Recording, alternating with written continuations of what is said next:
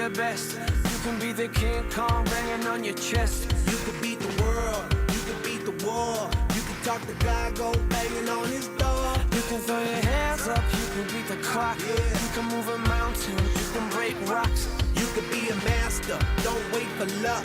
Dedicate yourself and you gon' find yourself Standing in the Hall of Fame. Yeah. And the world's gonna know your name. Yeah.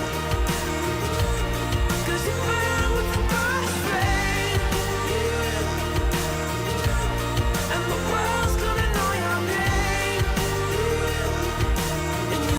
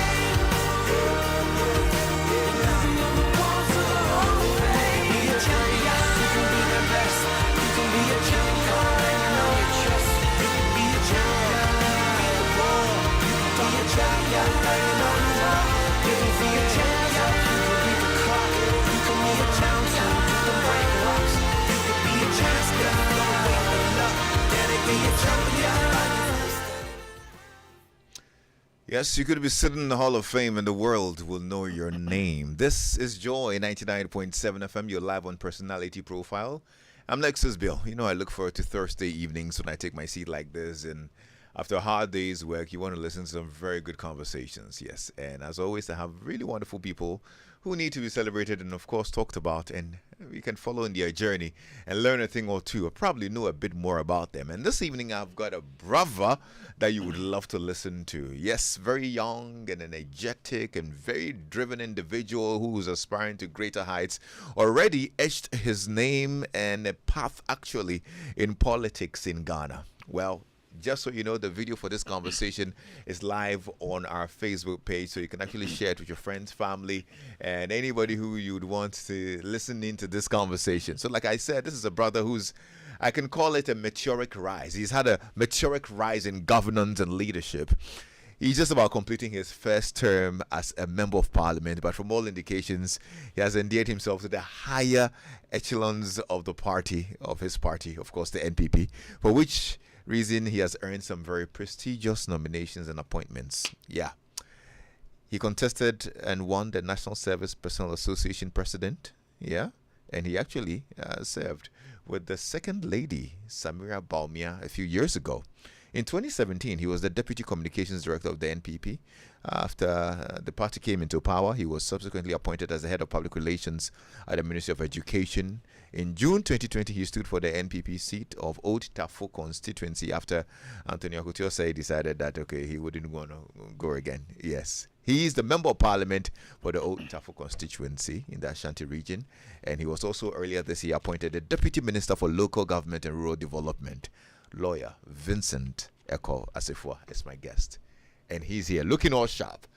My brother, Lexis, Good to see you, man. thank you for the compliment. My goodness, I don't know who Good picked to see this you too. jacket, but I mean, Uh, I didn't know fashionista was one of your accolades as well. no, because I knew today I'll come to your show. Oh, nice, nice. So This was a good pick. I needed to prepare very well for the show. It's a show that is doing well in this country. Absolutely. I've had the opportunity to watch it once. Yeah. When I was in the UK. Oh, okay. But I think that you are doing so well with it. Absolutely. Thank you. You are doing well. I'm happy to be here. Good to see you. Good to see you. How have you been? Busy week, huh? Yeah, it's been a very busy week, especially because some of us anticipated how the week was going to be about a week or two ago. Right. When we had some indications of what the opposition party wanted to do. Oh, okay. So you had wind of all that's going on now. Yes. I see. Because the former minority leader had already given an indication on a party rally platform that this is what they are going to do. He indicated that the NDC was now the majority per his calculation. So we had a wind of what was going to happen. So I was not surprised at all. It has been an interesting parliament. It has. So now parliament is indefinitely adjourned. Yes. Is that it? Yes. And so what does it mean for you? Some time to do other things? Yes, some time to do other things. But for some of us who still works with the executive arm of government, we go to the ministry to work at the ministry. Maybe tomorrow I have to be in the constituency and back on Monday to continue the ministry work. So around this time, you're really ready and getting people to, excited about the voting that's coming up in a few weeks. Yes. Tafo, it's a blue constituency. A blue constituency because since 1992, since the dispensation of the democratic era, it has always been about New Patriotic Party. Yeah. That is what they know. They love the blue. They love MPP. And so normally when we go, we try as much as possible to touch base with them. We go to churches, we go to schools, we go to markets, we go to hospitals, clinics, wherever that you can. Is it safe to say there's not too much pressure on you? No, for now there's not so much pressure on me. My preoccupation now is how to make sure that Dr. Mahamudu Bawumia becomes president. I think this election is the most important for me now. Yeah, when you stood last 4 years, right. I think you won by 70-something%. Yes, about 75%. Yes, almost 75%. Yeah. Do you think you would actually do better this time? Of course, especially now that I've also been there for about 3 years now. I have tried so hard to better the lot of my people. That was the social contract that they signed with me when I had the opportunity to represent them. And so based on that, I think that they are going to increase the vote for me. But more importantly, I am telling them to support Dr. Mahamudu Bawumia. Why are you convinced that this is the message you should be selling now? Well, because, as I said, since 1992, all that my people know is the blue. NPP, so me, as one of their son, and happening to also be part of the Blue Party, I don't think it's a difficult. You think regardless of what people say and probably what they're going through and the mood of the country, it's still going to be That NPP? Is not what I said. I said the people this is a different question altogether.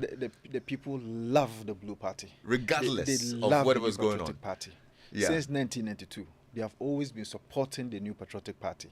Anytime I have an opportunity to speak to them, I thank them first and foremost for their love and support for the New Patriotic Party. I do that on behalf of the highest echelon of the party, that whatever they've been doing for us since 1992, we appreciate it. They always tell me that they are also going to continue to love the party and support the party.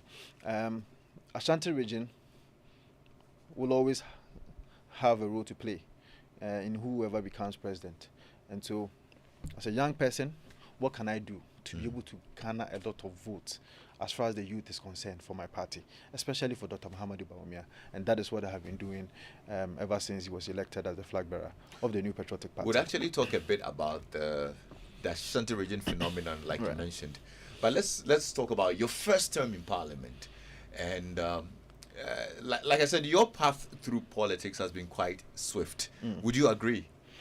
Well, I will agree with you. I think that I have been one of the luckiest young men in this country, especially because when I completed the university, That was in 2013 from KNUST. I had never been to Accra before. Are you serious? Yes, 2013. You had lived yes, all yes. your life in Kumasi? Yes. I've lived all my life in Tafo Kumasi. Tafo Pankrono. Wow. That is where I was born and bred. So I had the plan to go back to my alma mater, St. Hubert Seminary, to go and teach after the university. Okay. So I had made plans with the then rector, Father Stephen Owusu Setre. When I was in St. Hubert Seminary and I completed, in fact, I had the best grade as far as elective maths was concerned. In fact, I had the best grade in all the subjects as well. So Father Stephen Owusu Setre decided that I should come back to the school to come and teach. In fact, I also loved to teach, because even after my senior high school, I was teaching at Azaria Senior High School in my constituency. I was teaching commerce and elective math. So I decided to go there to go and teach. Unfortunately for me, when the national service results came, or if you like, the national service postings came, I had been posted to the National Youth Authority in Accra here. Right. I tried so hard to change it, but I couldn't do so. But I can say that was a blessing in disguise. If I had changed it, I'm sure I wouldn't be here as a Deputy Minister of Education, Deputy Minister for Local Government. Yeah.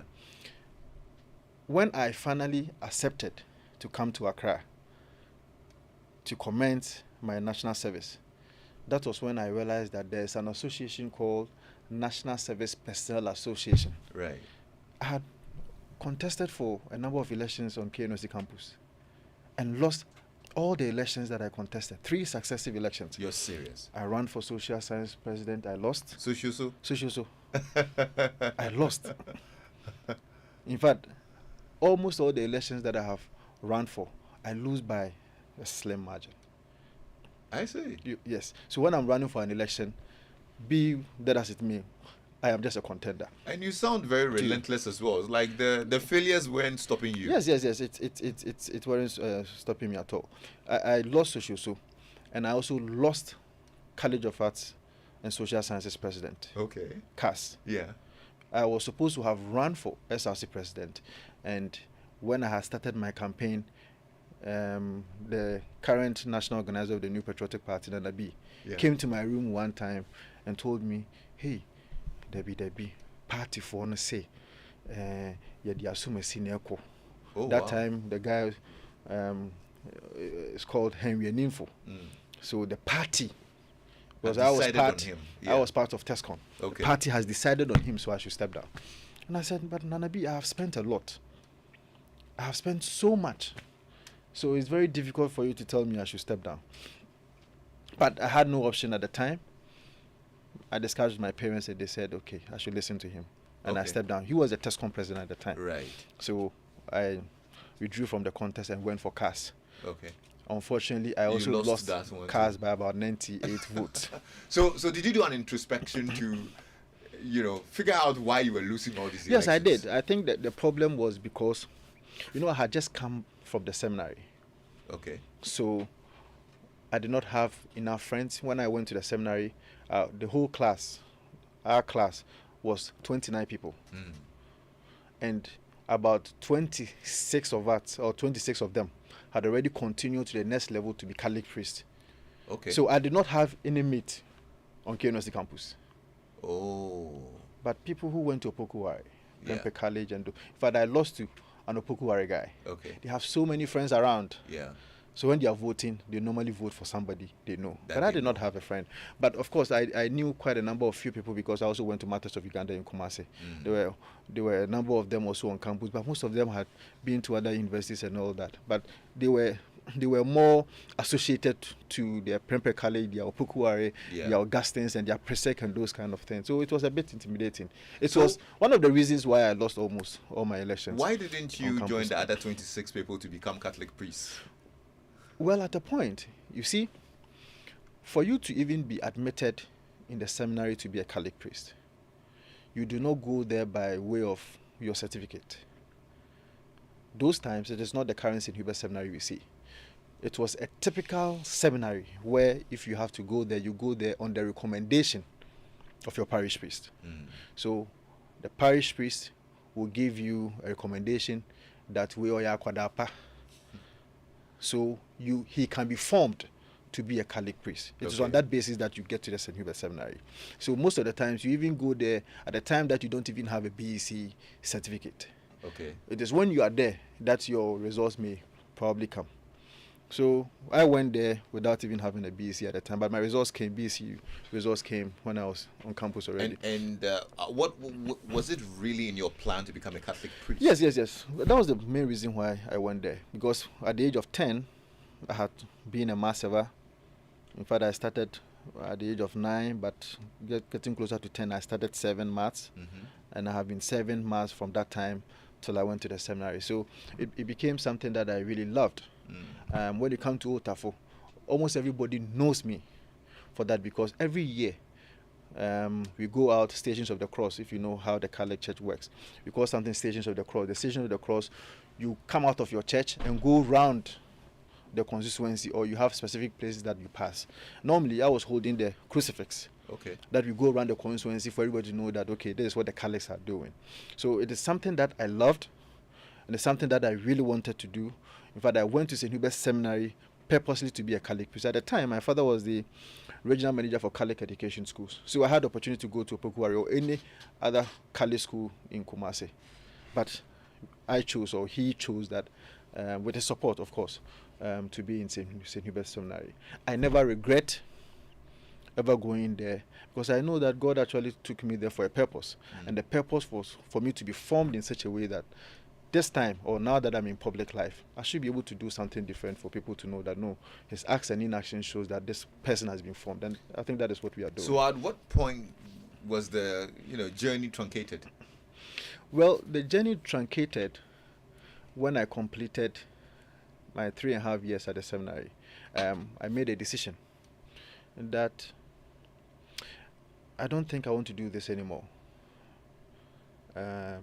My parents never supported until, in fact, for my what was my the mom, reason for that decision? No, I think it was a personal decision. I felt that, but then I had grown enough, and I realized that no, I wanted to take a different path. Wouldn't you call that rebellion?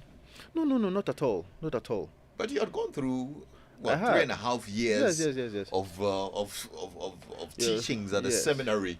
And I'm sure at the time you were fully immersed. You were singing all the Latin songs. I'm sure you still sing all the Latin songs. You see, the very first day I set my foot at the seminary, I got there around 4 p.m.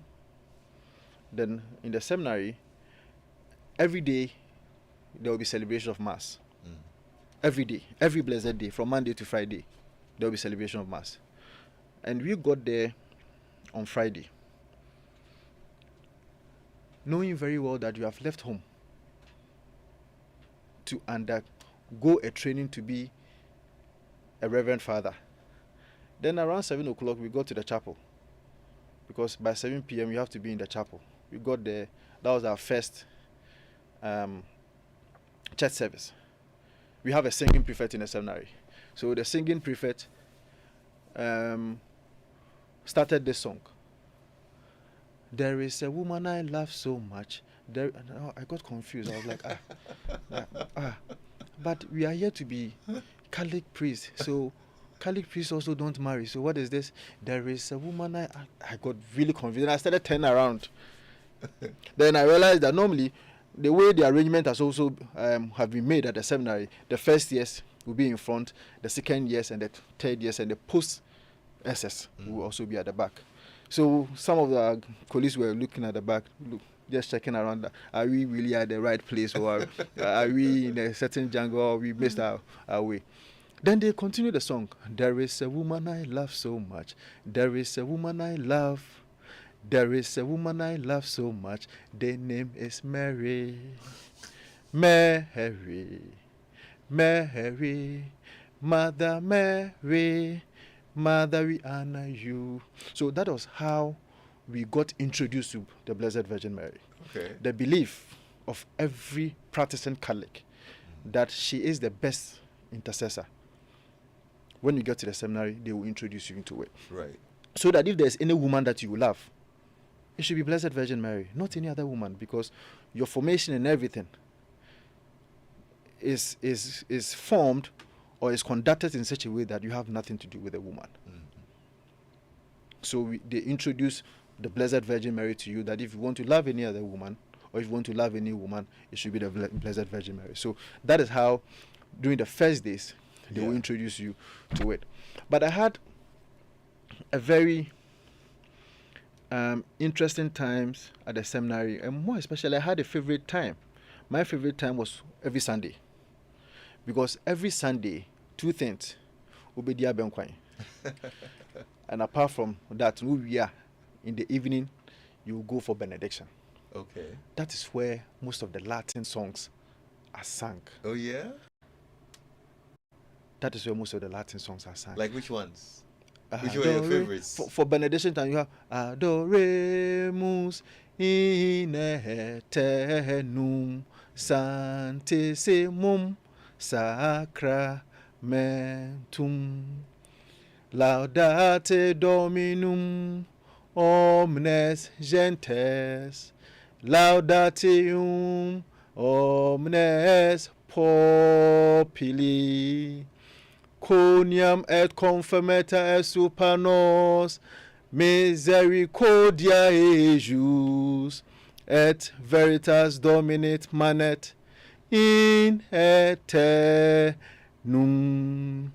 gloria Patri et Filio et Spiritui Sanctus secut erat in principio et nunc et semper et in saecula saeculorum.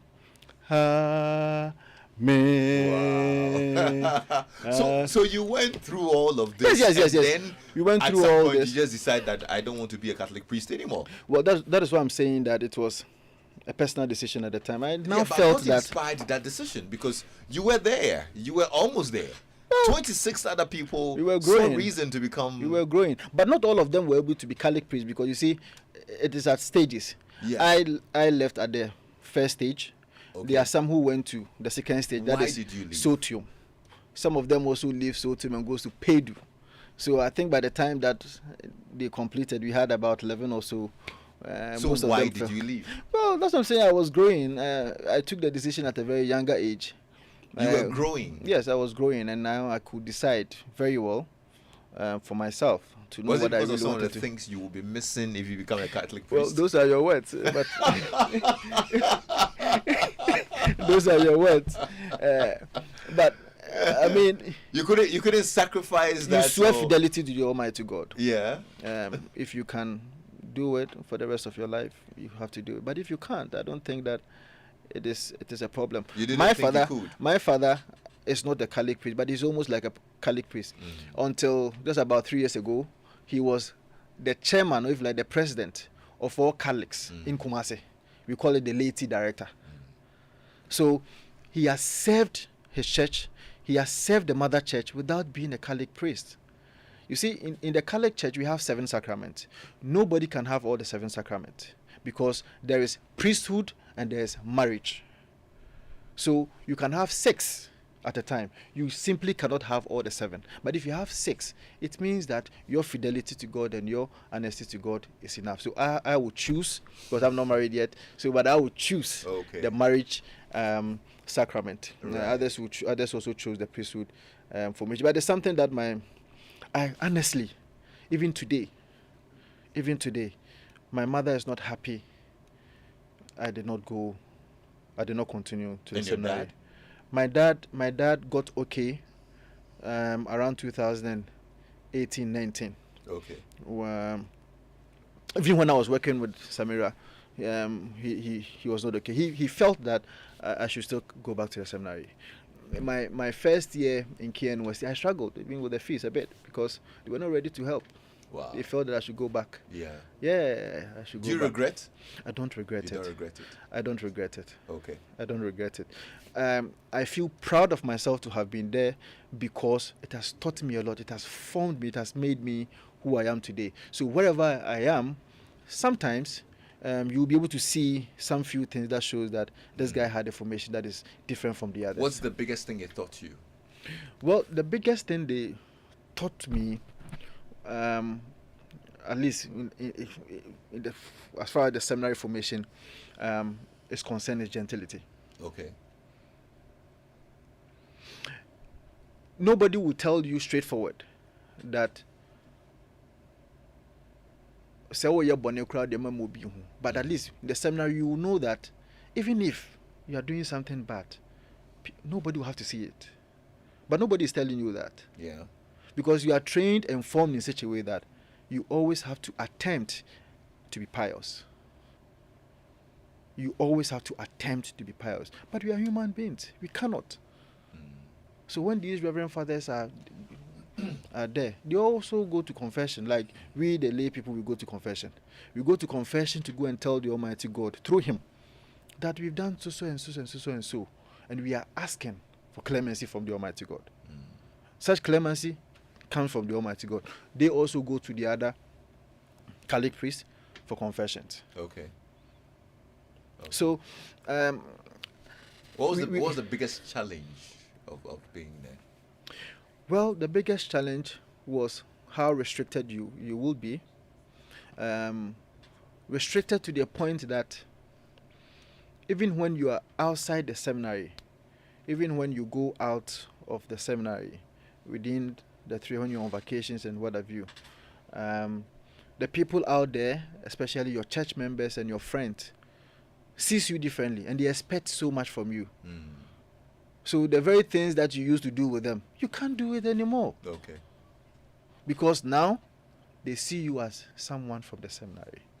Did that socialization affect your should I say interactions with probably the opposite sex when you got to the university? It did. It did. It was also one of the reasons I lost a number of elections on campus, because I was not an outgoing person. Anybody who knows me very well from campus, and if you ask anybody from Constituency campus, they will tell you, Vincent, they know Pekasau. Vincent, you on pen They will tell you. They will. Vincent, they saw on pen So we were even surprised he wanted to be into politics. I see. So it had a bit of a toll on me, but trust me, God is a good architect. Everything that I have gone through from my primary school to this time, the good and the bad, were all planned by the Almighty God. And I have seen that indeed there was nothing that was bad. Even me losing the elections wasn't bad. It has toughened me to the extent that now, if I'm running for an election, I think that until the Almighty God says that I shouldn't win the election, because I know what to do to win an election. I know what to do to win an election. Irrespective. So there was nothing bad. Those times, especially the University Students Association of Ghana president, when I ran for USAC president, we had the elections on is it Pram or something? I don't know, where do you have the election? One of these is universities, either Pram or was it UCC? Maybe I think it's UCC. Then after the elections, it was an election that everybody thought I had won.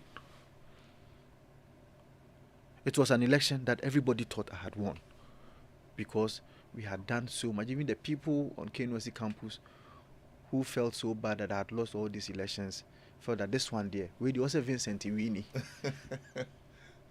Only for me to lose that election by 4 votes. Wow. I called my mom, Mommy, my son Luso. And she was on the phone. And I could hear my dad talking, Osiden. Then my father realized that the way my mom is quiet, it didn't go well. Yeah. Because they had tried to support me in their own means. They are teachers. Yeah. Teachers had cried the essay. And also co-elections. But they had to support me because I told them that I really wanted to do this. If you're just joining us, this is Personality Profile here on Joy 99.7 FM, spending time with Deputy Minister of Local Government and the Member of Parliament for Tafo Constituency, lawyer Vincent Ekow Assafuah, on personality profile. You can send us a WhatsApp message on 055 1111997. So tell me, at what point really did full-blown politics, and I'm talking mainstream, come in? Well, when I granted an interview on TV3 one night, late night news, 10:30 p.m. At the time I was the NASPA president. I was one of the people who drum home the argument that national service allowances at the time, which was 243 Ghana cedis, was not enough. And so we should increase it to about 350 Ghana cedis. I led this charge, and we were able to get the government to listen to what we were saying as the president of National Service Persons. So after that interview, the current Minister for Information, Fatih, called me and said that, oh, second lady so who that time, or this time second lady. That's Samira. Samira. And I was like, really? He said, yeah. I said, okay. Then anytime. And they said, okay, we have booked the appointment, so I think the next 2 days she was not around, so when she gets to Accra. So I went to see her. She said she wanted to work with me. We started working. Oh wow. So that's Just how like that? come so that's how come I became her special assistant. Right. In 2014 and then 15 thereabout. Okay. So I served her from that time till we won an election. I went to every nook and cranny of this country, especially the Zongos, with her. Okay. She worked tirelessly to make sure that her husband became the vice president of the republic at the time.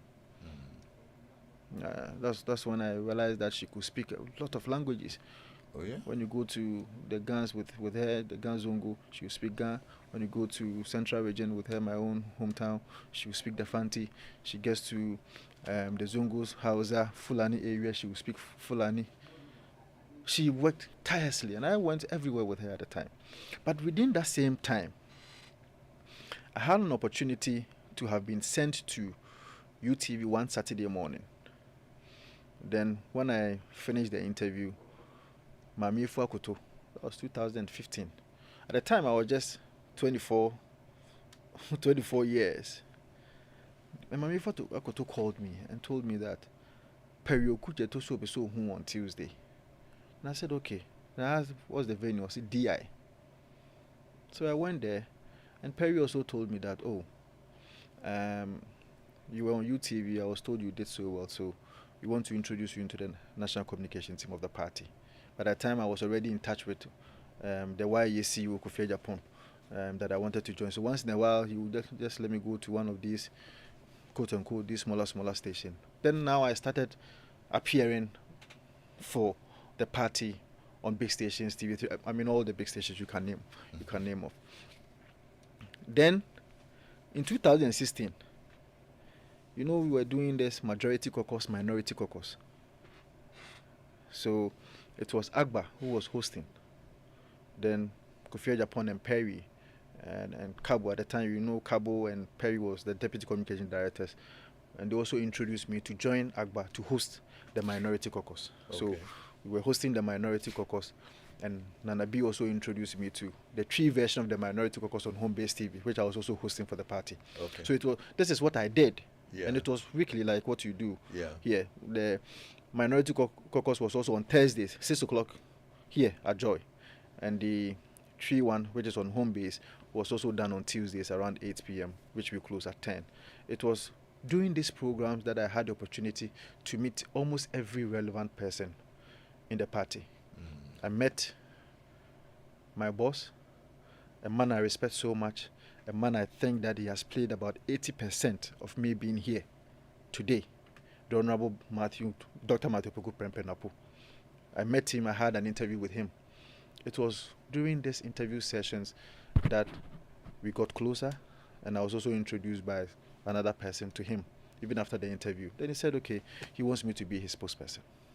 I see. That was how I became the PRO to the Ministry of Education in 2017. Yeah. So I became a member of parliament, or if you like, I filed.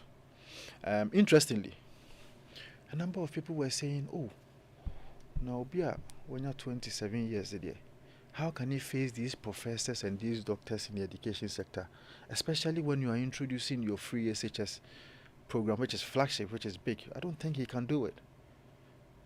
But my love for Napo is because he stood his ground and said, no, he will do it. He trained and made sure that I succeed as a spokesperson to the Ministry of Education. A position that I think that it exposed me to Ghanaian politics so much wider than it was before. And I learned so much also from him. When I decided to run for Tafo, my predecessor, Dr. Antonio Koto, decided that he's not contesting anymore. I went to his office and I told him, the place is a place I have lived. My father, my mother, everybody lives there. My 7 other siblings schooled in the constituency. I also schooled in the constituency. I'm actually the 7th born. So we know the nook and cranny of the constituency. When I test the grounds, I feel that they want somebody who is one of their own. With the greatest of respect, Dr. Antonio Koto says served Tafo so well. But as I said, with the greatest of respect, there's a difference between me and Dr. Antonio Koto in terms of how one's umbilical cord is tied to the soils of Tafo constituency. Because Dr. Antonio Koto does not or has not lived in the constituency ever before until he became a member of parliament. But for me, I have lived and done everything in Tafo constituency. So they felt that this time they should find someone who has his umbilical cord tied to the soils of Tafo. So that's how come I decided to contest. And he gave me his blessings. He supported me throughout. What role did you being a young man play in that particular contest? I was not the youngest in the contest. There was one other guy who was about 25 or 26 at the time. His name is Prince Odino, who is the former, he's the son to the former transport director at the Jubilee House. He also contested that election. But, of course, as a young man, as I said, it was not about money. It was not about influence. It was not about anything. It was about that kind of affection. That young boy, that young man they've seen growing up. So we want somebody we can, associate ourselves with. Okay. So that's how come I won the elections in Tafo. In Tafo, money or influence does not win an election there. I see. No. You can try it. Try it anyhow. Money does not win an election there. Influence does not win an election there. It is about love. If they love you, they'll vote for you. What have you given back to them? I have given a lot to them. For example, being a son of a teacher or being a son of teachers and the 7th born, you know, Lexis, how difficult it is for a teacher or a typical teacher to take care of even 2 or 3 kids in this our country. It did not start today. You see, a teacher for the and a teacher for the DBA or marketia was through. So when their colleagues who they sat in the same class with, doctors, engineers, and all those kind of professions are taking so much, for them they are always taking a meager amount of salary. So my parents used this meager salaries to take care of 8 kids. Had it not been grace, I'm sure maybe I couldn't have been to school. But my parents tried so hard to take everybody to school. But we saw the struggle. We saw the struggle to the extent that because my mother was also a baker in addition to being a teacher. Sabi in Tomampu, and these things when I say, sometimes people think I am just manufacturing it. No, if you come to Tafo, they will tell you that in Toma de bedano, ne ye esamon Toma, ne pam together, and most of us were using.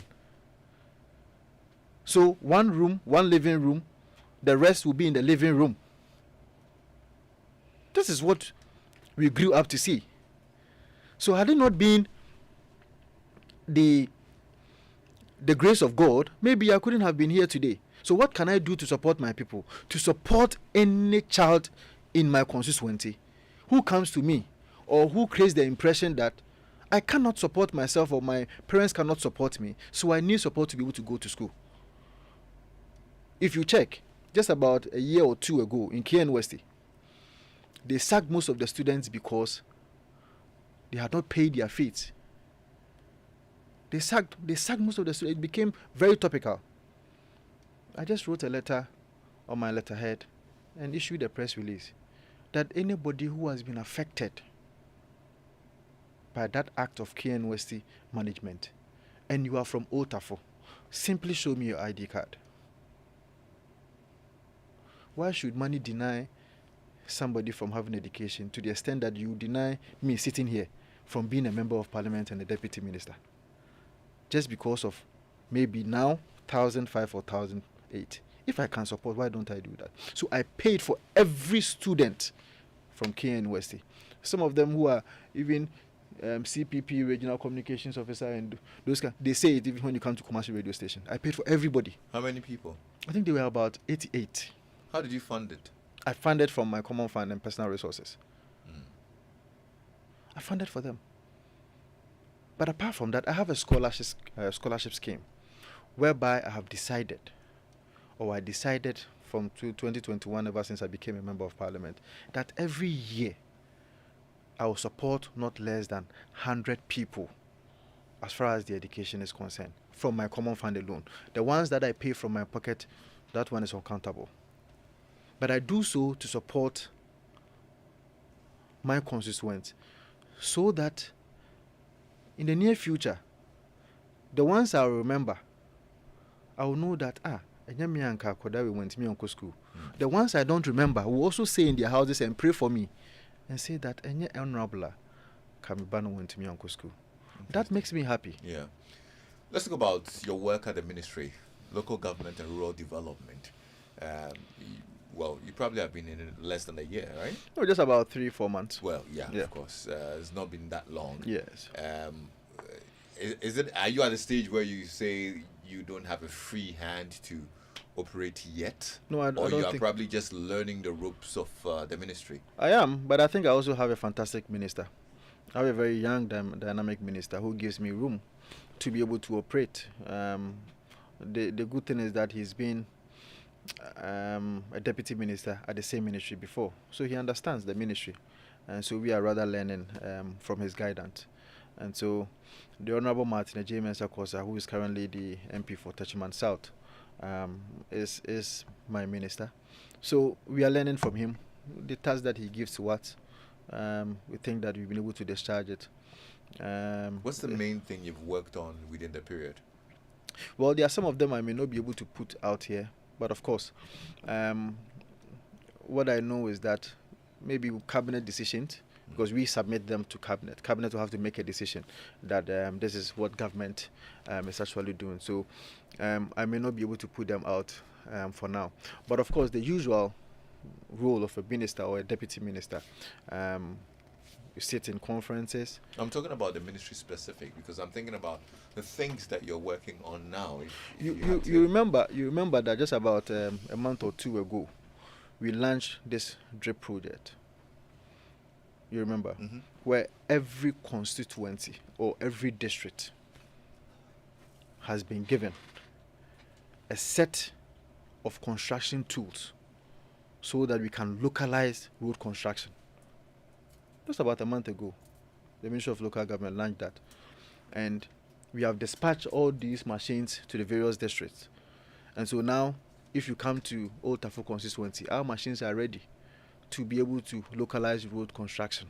Right. So you don't have to wait for the Ministry of Roads and Highways before a 50-meter road or 100-meter road somewhere that you can just make it more travel will have to be done. At the local level, we have a committee.